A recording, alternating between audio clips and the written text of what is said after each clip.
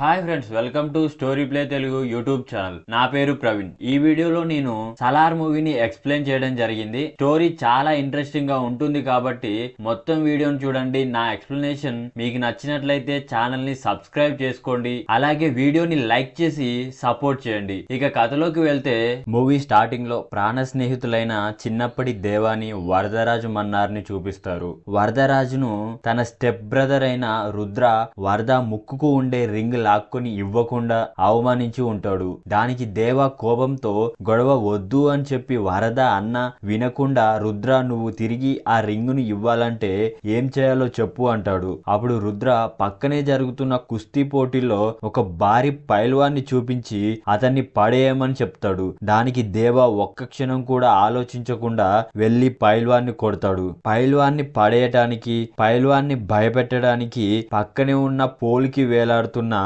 Current wire ని దేవ పట్టుకోగానే పైల్వాన్ భయపడి పడిపోతాడు. దాంతో రుద్ర వరదకు ముక్కు పుడక తిరిగిచ్చేస్తాడు. దేవాకి వైర్ పట్టుకున్న ఎడమ చేతికి తీవ్రంగా గాయమవుతుంది. ఇంకోసారి వరద జోలికి వస్తే ఈసారి నా చేతిలో కరెంటు వైర్ కాదు కరెంటు పోల్ ఉంటది అని చెప్పి దేవ రుద్రకి వార్నింగ్ ఇచ్చి వెళ్తాడు. మళ్ళీ కొన్ని రోజుల తర్వాత కాన్సార్ కి కర్త అయిన రాజమన్నార్ మనుషులు దేవా అమ్మని మానభంగం చేయడానికి వస్తారు. అప్పుడు దేవ వాళ్ళని ఎంత ఆపడానికి ట్రై చేసినా ఆపలేకపోతాడు. కానీ అప్పుడే వరదరాజ్ మన్నార్ వచ్చి దేవ కోసం తన టెరిటరీని, తన అధికారాన్ని వదులుకొని దేవ అమ్మని రక్షిస్తాడు. అలాగే దేవకు నేనున్నాగా మీకేం కాదు, మీరిక్కడ ఉండటం మంచిది కాదు, ఇక్కడ నుండి వెళ్ళండి అని చెప్తాడు. అక్కడితో దేవ వరదలు దూరం అవుతారు. కానీ వెళ్ళేటప్పుడు దేవ వరదకి ఒక మాట ఇస్తాడు. నువ్వు ఎప్పుడు రమ్మన్నా నీకోసం నేనొస్తా, నీ ఒక్కడి కోసం నేను ఏదైనా చేస్తా అని వెళ్ళిపోతాడు.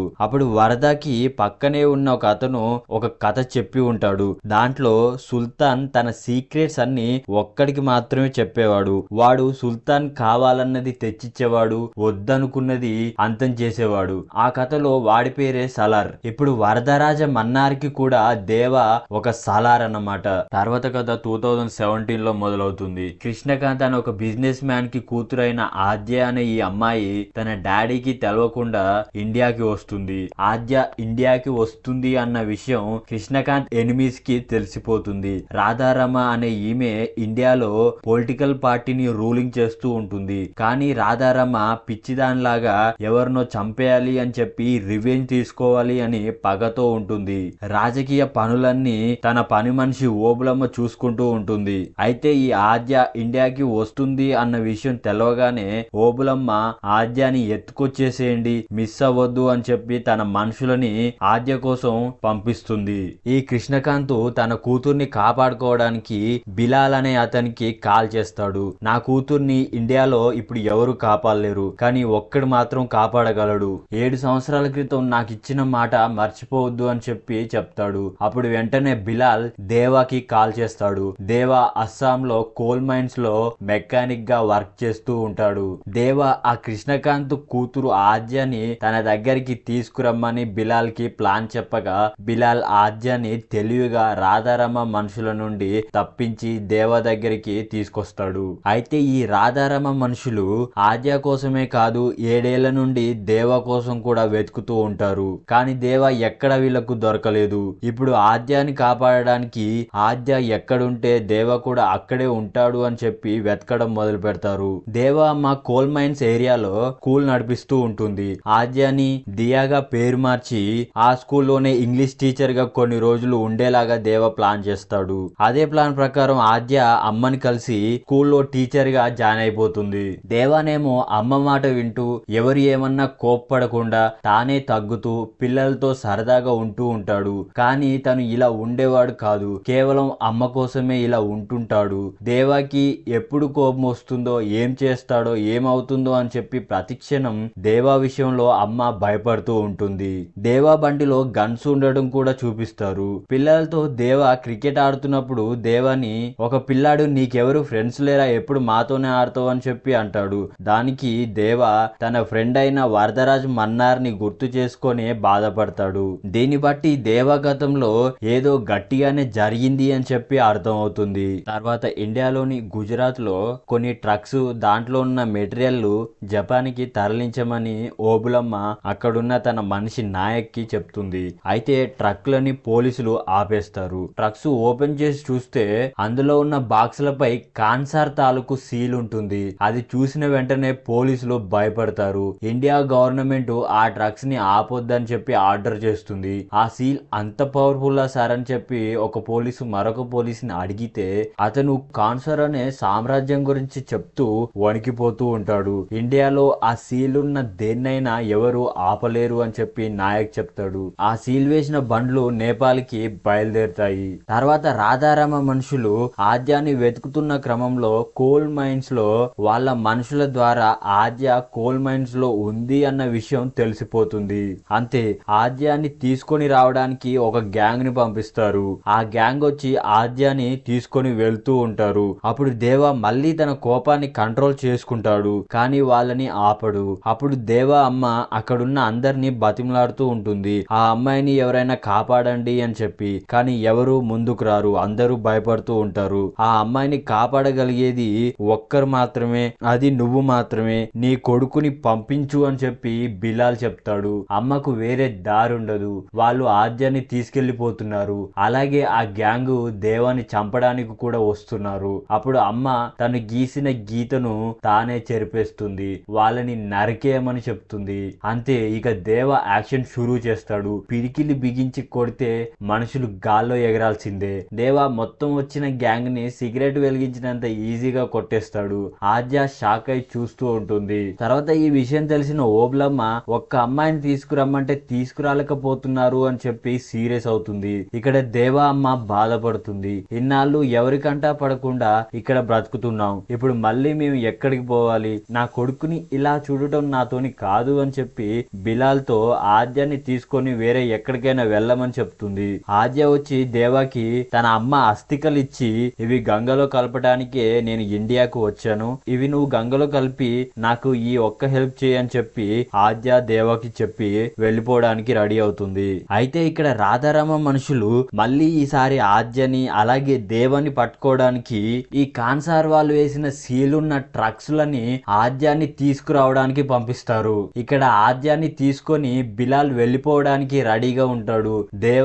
దేవా అమ్మ తీసుకొని తిరిగి వెళ్ళిపోతూ ఉంటుంది. మళ్ళీ ఆద్యాని విలన్లు ట్రక్ లో వేసుకొని ఆద్య చేతిపై కాన్సార్ సీల్ వేసి ఆద్యాని బిలాల్ ని ట్రక్ లో వేసుకొని తీసుకెళ్లిపోతూ ఉంటారు. అది చూసిన అమ్మ మళ్ళీ దేవాని యుద్ధానికి పంపిస్తుంది. అక్కడ రాధారామ ఇంటికి ఆద్య తండ్రి కృష్ణకాంత్ వచ్చి నా కూతుర్ని వదిలేయండి, కావాలంటే నన్ను చంపేయండి అని చెప్పి బతిమలాడుతూ ఉంటాడు. ఇక్కడ దేవ మొత్తం సీక్రెట్ గా దాచిపెట్టి ఉంచిన గన్స్ ని, మిషన్ గన్స్ ని, కార్ ఎక్స్ప్లోర్స్ ని మొత్తం వాడి విలన్ గ్యాంగ్స్ ని కాల్చి నరికి పేల్చి వీరంగం సృష్టిస్తాడు. ఆ ట్రక్స్ ని ఆపారు అన్న విషయం ఓబులమ్మకి తెలిసి ఓబులమ్మ వచ్చి వాణ్ణి నరికేయండి అని చెప్పి అంటుంది. కానీ కృష్ణకాంత్ ఆ ట్రక్స్ ని ఆపింది దేవరథ అని చెప్పగానే ఓబులంబ భయంతో కూలిపోతుంది. ఎన్ని రోజులు పిచ్చిదానిలాగా ఉన్న రాధారమ నవ్వుతూ పైకి లేచి వాణ్ణి ఎవరు ఏం చేయలేరు అని చెప్తుంది. అక్కడేమో దేవ నరుకుతూనే ఉంటాడు. ఇటుపక్క రాధారమ వాణ్ణి ఎవరు ఏం చేయలేరు, అందుకే వాణ్ణి ఆ ట్రక్స్ ని ఆపేలాగా చేశా. దాంట్లో ఉన్న బాక్సులకు వేసిన సీల్ కాన్సార్ కి కర్త అయిన వరదరాజు మన్నార్ కి సంబంధించింది. ఇప్పుడు వరదరాజ మన్నారికి దేవరథకు మధ్య యుద్ధం జరుగుతుంది. ఆ యుద్ధంలో ఎవరో ఒకరు చస్తారు అని చెప్తుంది. అయితే దేవ పూర్తి పేరు ఇక్కడ తెలుస్తుంది. దేవ పూర్తి పేరు సలార్ దేవరథ రైజర్. ఆ సీల్ ని సృష్టించిందే దేవా అని చెప్తుంది. ఇప్పుడు కాన్సార్ సీల్ ని దేవా అడ్డుకున్న సంగతి ఇక్కడ కాన్సార్ లో వరదరాజ మన్నార్ కి కూడా తెలిసిపోతుంది. దానికి వరదరాజ మన్నార్ ఆ సీల్ ని ఎవరు ఆపినా చంపేయాలన్నది రూలు, అది దేవానే పెట్టాడు. ఇప్పుడు ఆపింది కూడా వాడే కాబట్టి వాన్నే చంపేయాలి అని చెప్పి వరదరాజు చెప్తాడు. అసలు ఇక్కడ ఏం జరుగుతుంది, తన కోసం ఇంతమంది గ్యాంగ్స్ ఎందుకు తిరుగుతున్నారు, ఈ సీల్ గొడవ ఏంటి, కాన్సార్ ఏంటి, ఈ దేవా ఎవరు అని ఇవేవి తెలియని ఆద్య దేవా గురించి కాన్సార్ గురించి బిలాల్ ని అడుగుతుంది. దానికి బిలాల్ కాన్సార్ సీజ్ ఫైర్ కథని, ప్రాణ స్నేహితులైన దేవా వరద ఎందుకు బద్ధ శత్రువులైనారో అన్న కథని చెప్పడం స్టార్ట్ చేస్తాడు. అయితే కాన్సార్ కథ 1000 సంవత్సరాల క్రితం మొదలై ఉంటుంది.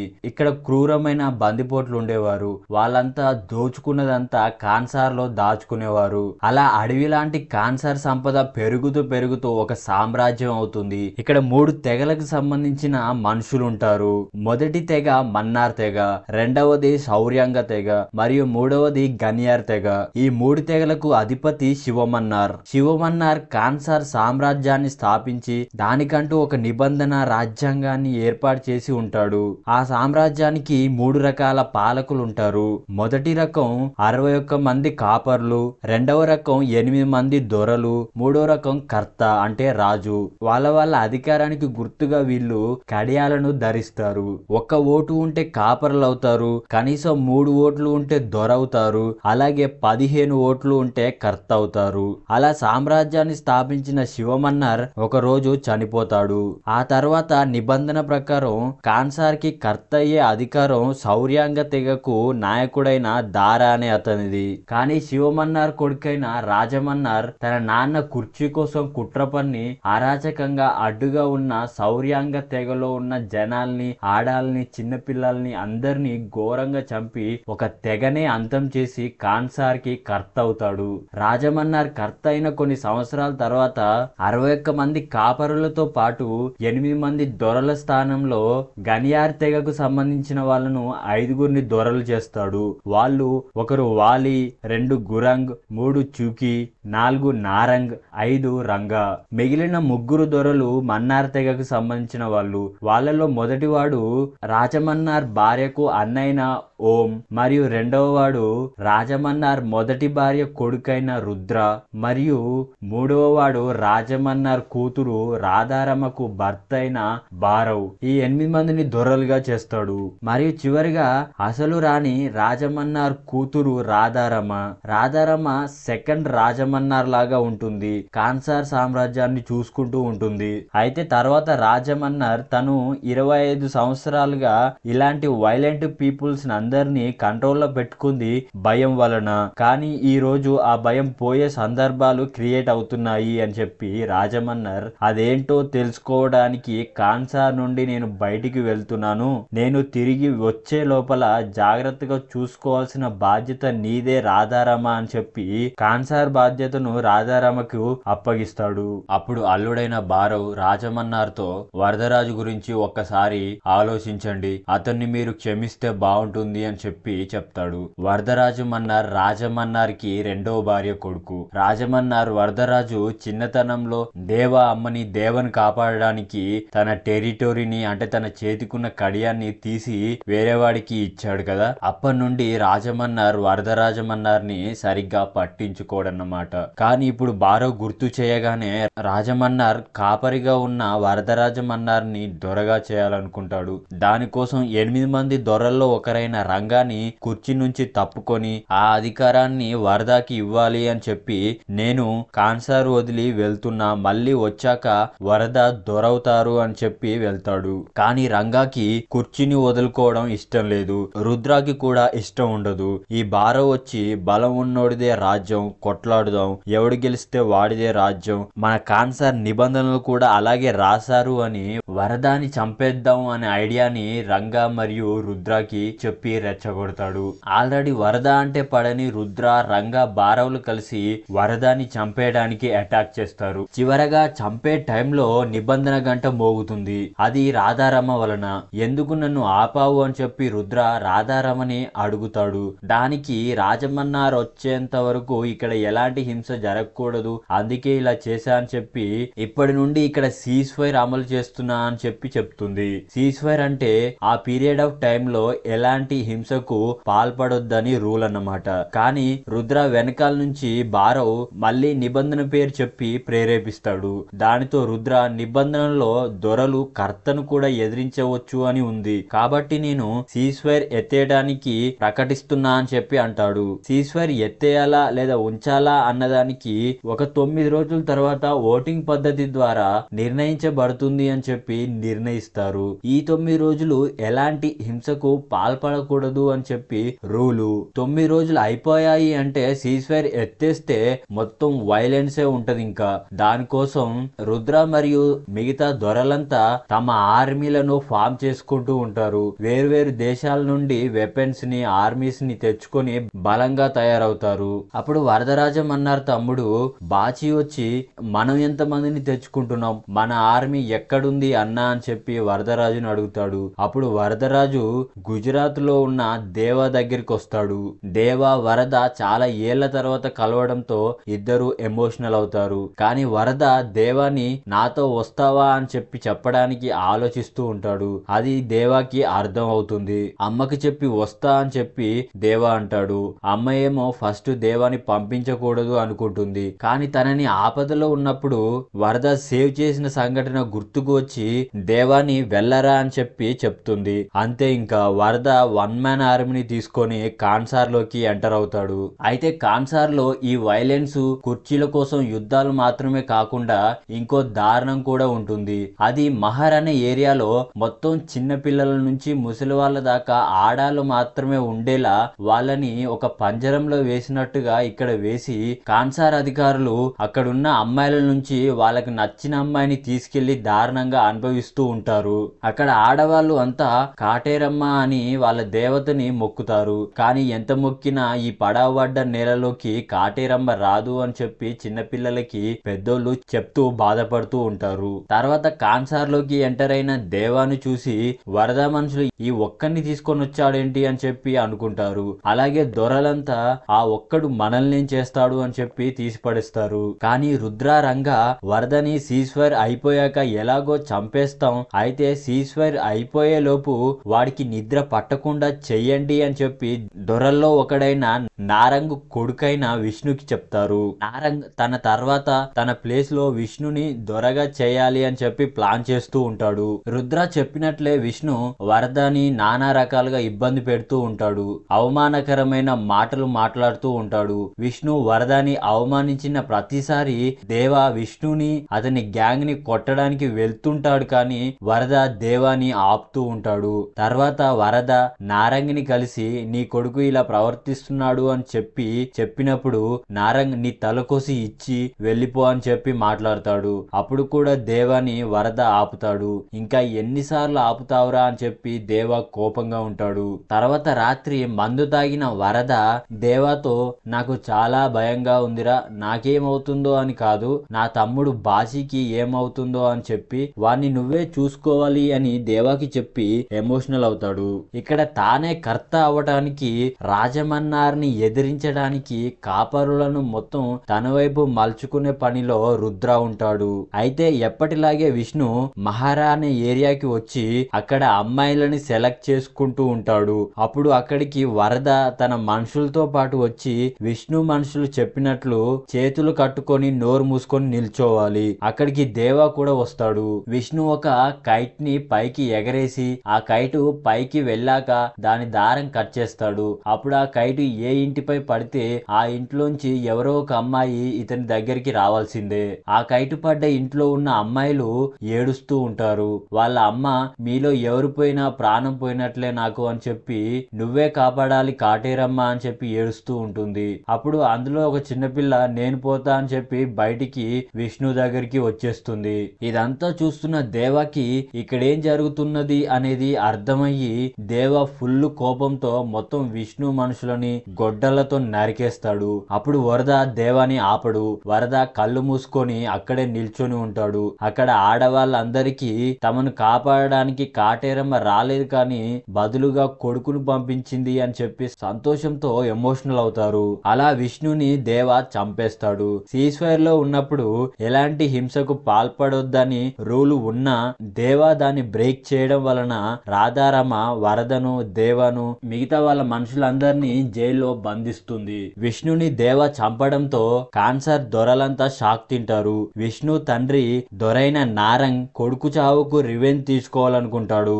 అయితే చంపింది వరద కాదు, ఆ కొత్తగా వచ్చిన వాడు. నువ్వు వాడిని ఏం చేసుకోవాలి అనుకుంటే అది నీ ఇష్టం అని రాధారమ్మ నారంగికి చెప్పి వెళ్తుంది. కానీ రుద్ర బారవ్ చంపింది కొత్తవాడైనా వాడిని ఆపకుండా వదిలేసింది వరదనే అని నారంగిని రెచ్చగొడతారు. తర్వాత కోర్ట్ రూమ్ లో వరదాని దేవాని నిల్చోబెట్టి దేవాని చంపుకో అని చెప్పి దొరలంతా నారంగికి సపోర్ట్ చేస్తారు. కానీ నారంగ్ వరదాని చంపడానికి కత్తి పట్టుకొని వరద వైపు వెళ్తూ ఉంటాడు. అప్పుడు దేవ నారంగ్ కాళ్ళ వేళ్ళ పడి బ్రతిమలాడుతూ ఉంటాడు. విష్ణుని చంపింది నేను సార్, నన్ను చంపండి కానీ వరదాని ముట్టుకోవద్దు అని చెప్పి నారంగ్ ని బతిలాడుతూ ఉంటాడు. కానీ నారంగ్ మాత్రం దేవాను కొట్టి వరదాని చంపడానికి వెళ్ళి వరద చొక్కా పట్టుకోగానే దేవ కత్తి తీసుకొని నారంగ్ చెయ్యి నరికేస్తాడు. ముట్టుకోవద్దని చెప్పాను కదరా అని చెప్పి అంటాడు. వెంటనే రాధారమ్మ షూట్ చేయమని ఆర్మీకి చెప్తుంది. అప్పుడు వాళ్ళందరినీ భయపెట్టడానికి దేవ నారంగ్ తల నరికేస్తాడు. చేసేదేమి లేక నారంగ్ కూడా చనిపోయేసరికి మళ్ళీ దేవాని వరదని జైలుకి తరలిస్తారు. చేసిందంతా చేసి ఇక్కడ దేవ వరదకి సారీ చెప్తాడు. నిన్ను ఎవరు ముట్టుకోవద్దు అని చెప్పి ఎమోషనల్ అవుతాడు. వరద కూడా నువ్వు ఇక్కడికి రాకుంటే నువ్వైనా బాగుండేవాడివేమో అని చెప్పి ఎమోషనల్ అవుతాడు. అయితే ఇంకా సీజ్ఫైర్ ఓటింగ్ కి ఒక్క రోజు మాత్రమే ఉంటుంది. అప్పుడు ఎవరి ఓట్లు ఎటు పడతాయో అని చెప్పి అంచనా వేస్తారు. రుద్రతో పాటు చాలా మంది దొరలు సీజ్ఫైర్ ని ఎత్తేయాలని, రాధారమ్మ మిగతా వాళ్ళంతా సీజ్ఫైర్ ని ఎత్తేయకుండా కొనసాగించాలని చెప్పి ప్రయత్నిస్తూ ఉంటారు. ఇప్పుడు వీళ్ళకి వరదరాజు మన్నార్ ఓట్ కూడా చాలా ముఖ్యం. అందుకని రుద్రరాజు మన్నార్ వరదరాజు మన్నార్ ని జైల్లో కలిసి సీజ్ఫైర్ ఎత్తేయడానికి ఓటు వేయాలి లేదంటే చంపేస్తా అని చెప్పి బెదిరిస్తాడు. రాధారమ్మ వచ్చి సీజ్ఫైర్ ఎత్తేయకుండా ఉండటానికి ఓటు వేయాలి లేదంటే నువ్వు ఎంతగానో ప్రేమిస్తున్న నీ తమ్ముడిని చంపేస్తా అని చెప్పి వరదకు బెదిరించి వెళ్తుంది. ఇప్పుడు వరద ఎటు ఓటు వేసినా తనని చంపటానికి అందరూ ఏకమవుతారు. అది వరదకు తెలుసు. కానీ ఏం చేస్తాడు అన్నది సస్పెన్స్. ఇదంతా దేవ వింటూనే ఉంటాడు. ఈ రోజు ఓటింగ్ డే. రాజమన్నారు వస్తాడా రాడా అన్నది ఇంకా తెలియదు. ఓటింగ్ స్టార్ట్ అవుతుంది. సీజ్ఫైర్ ఎత్తేయడానికే ఎక్కువ ఓట్లు పడతాయి. అప్పుడే రాజమన్నారు వస్తాడు. రాజమన్నారు ఒక్కడి ఓట్లు 15 ఓట్లతో సమానం. రాజమన్నారు తన ఓట్లను సీజ్ఫైర్ కొనసాగించడానికి వేస్తాడు. దాంతో రెండు పక్కల ఈక్వల్ అయిపోతుంది. ఇక ఫైనల్ గా వరద వేసే ఓట్తోనే డిసైడ్ అవుతుంది. వరద ఓటేయడానికి వచ్చేటప్పుడే వరద దేవ ఫిక్స్ అవుతారు. అది కాన్సర్ ఎరుపెక్కాల, మండే మంటతో అయినా సరే వీళ్ళ రక్తంతో అయినా సరే అని దేవ అంటే వరద వచ్చి మంటతో వచ్చే ఎరుపు కంటే రక్తంతో వచ్చే ఎరుపే అందంగా ఉంటుందని వరద దేవ సీజ్ఫైర్ ఎత్తేయడానికే ఫిక్స్ అవుతారు. అలాగే వరద సీజ్ఫైర్ ఎత్తేయడానికే ఓటు వేస్తాడు. రాజమన్నారు రాధారమ్మ షాక్ అవుతారు. ఓటింగ్ ప్రకారం సీజ్ఫైర్ ని ఎత్తేస్తారు. ఇంకా వైలెన్స్ స్టార్ట్ అవుతుంది.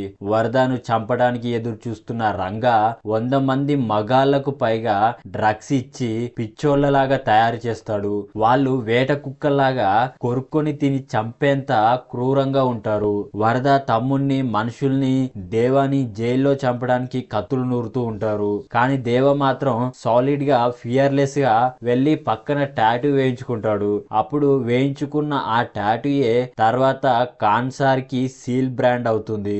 అక్కడ చంపడానికి వచ్చిన వాళ్ళని దేవ అందరినీ నరికేస్తాడు. ఇక్కడ డ్రగ్స్ వల్ల పిచ్చెక్కిన కుక్కల్లా క్రూరంగా ఉన్న మృగాల్లాంటి వాళ్ళని రంగా వరద మీదికి వదులుతాడు. వరద వాళ్ళని చేతులతో ఆయుధం లేకున్నా కొట్టి చంపేస్తూ ఉంటాడు. ఆ కుక్కలు ఇంకా వస్తూనే ఉంటారు. అప్పుడే వరద దగ్గరికి దేవ వస్తాడు. అప్పుడు వరద రంగాతో నువ్వు వీళ్ళకి డ్రగ్స్ ఇచ్చి పిచ్చోళ్ళని చేశావు కానీ దేవ చిన్నప్పటి నుంచి పిచ్చోడు అని చెప్పి చెప్తాడు. దేవ అందరినీ ఊచకోతకొస్తాడు. దేవ వరద కలిసి నరకుడే నరకుడు. అప్పుడే వరద దేవాని ఈ కాన్సార్ మొత్తం నాకు కావాలి అని చెప్పి అడుగుతాడు. తర్వాత అయితే రాజమన్నారు కాన్సార్ లో జరుగుతున్న కుట్రలను తెలుసుకోవడానికి ఈ 9 రోజులు కాన్సార్ బయటికి వెళ్లి ఉంటాడు. అలా తెలుసుకున్న విషయాలన్నీ ఇప్పుడు రాజమన్నారు రాధారమ్మకు చెప్తూ ఉంటాడు. అందులో మొదటిది రుద్ర తన మామ అయిన దొర ఓం ని బెదిరించి రాజమన్నార్కి ఎదురించడానికి అలాగే కర్త కుర్చీ కోసం యుద్ధానికి సిద్ధం అవుతున్నాడు అని చెప్పి, రెండవది కాన్సార్ నుండి భారీ మొత్తంలో ఆయుధాలు ఆర్డర్ చేస్తారు. అది చేసింది వాలి గన్యార్ తెగకి సంబంధించిన వాడు. తనతో పాటు మిగతా ఇద్దరు గన్యార్ దొరలను కలుపుకొని కర్త కుర్చీ కోసం యుద్ధం చేయడానికి రెడీ అవుతూ ఉంటారు. తర్వాత మూడవది రాధారమ్మ భర్త అయిన 8 మంది దొరల్లో ఒక్కడైన బారవ్ మన్నార్ తెగకు సంబంధించిన వాడు కాదు అని, నేను పెద్ద పెద్ద గోడలు అడ్వాన్స్ వెపన్స్ తో కాన్సార్ ని ఎందుకు ఇంత బలంగా నిర్మించానో తెలుసా? నేను 25 ఏళ్ల క్రితం అంతం చేసిన సౌర్యాంగ తెగలో ఒక్కడు బ్రతికున్న డేంజర్ అని చెప్పి. కానీ నేను అనుకున్నట్లుగానే జరిగింది. భారవ సౌర్యాంగ తెగకు సంబంధించిన వాడు మొదటి నుండి కాన్సార్ లో గొడవలు పెట్టడానికి చిచ్చు పెట్టి కొట్టుకుని చంపుకునేలా రెచ్చగొట్టాడు. ఇప్పుడు కర్తతో పాటు కుర్చీని కూడా తగలబెట్టాలనేదే వాళ్ళ ఆశయం అని రాజమన్నార్ చెప్తూ ఉంటాడు. అయితే ఇక్కడ ఇంకొక మైండ్ బ్లోయింగ్ ట్విస్ట్ ఉంటుంది. శివమన్నార్ చనిపోయాక కాన్సారికి మొదటి కర్త అవ్వాల్సింది సౌర్యాంగ తెగ నాయకుడు దారా. కానీ రాజమన్నార్ సౌర్యాంగ నాయకుడితో పాటు తెగ మొత్తాన్ని చంపేశాడు. కానీ చాలా మంది పిల్లలు మిగిలిపోయారు. వాళ్ళంతా ఇప్పుడు వీరులయ్యారు. ముఖ్యంగా సౌర్యాంగ తెగ నాయకుడు దారా కొడుకు ఎవరో కాదు, మన ఈ దేవా అని చెప్పి తెలుస్తుంది. దేవ వరదాకి ఈ కాన్సార్ ని నీకే ఇస్తా అని చెప్పి మాట ఇస్తాడు. కానీ ఆ కాన్సార్ కుర్చీలో కూర్చొని కర్త అయ్యే హక్కు దేవకు మాత్రమే ఉంది. దాంతో రాజమన్నార్ రాధారమ కాన్సార్ తమ చెయ్యి జారిపోకూడదని భయపడతారు. వాళ్ళ బలమైన ఆర్మీని రాధారమ యుద్ధానికి రెడీ చేస్తూ ఉంటుంది. ఇంకా కాన్సార్ ఎవరికి సొంతం అవుతుంది, ఈ యుద్ధంలో ఎవరు గెలుస్తారు, ఎలా గెలుస్తారు, వరద దేవ ఇంత ప్రాణ స్నేహితులు ఎందుకు బద్ద శత్రువులయ్యారు, ఎందుకు దేవ కాన్సార్ ని వదిలేసి అస్సాంలో మెకానిక్ గా పనిచేస్తూ ఉన్నాడు, ఇప్పుడు కాన్సార్ సీల్ ని అడ్డుకున్న దేవాకి వరదాకి మధ్య ఏం జరగబోతుంది అన్న ప్రశ్నలన్నిటికీ రెండవ భాగం సలార్ సౌర్యాంగ పర్వంలో సమాధానం ఉండబోతున్నాయి అని చెప్పడంతో కథ ముగుస్తుంది. ఇది ఫ్రెండ్స్ ఈ వీడియో. నా ఎక్స్ప్లెనేషన్ మీకు నచ్చినట్లయితే ప్లీజ్ సబ్స్క్రైబ్ చేయండి ఛానల్ ని. అలాగే లైక్ చేయడం మాత్రం మర్చిపోవద్దు. వీలైతే మీకు ఎలా అనిపించింది అనేది మీ ఒపీనియన్ ని కామెంట్ చేయండి. Thank you for watching. This is Praveen signing off.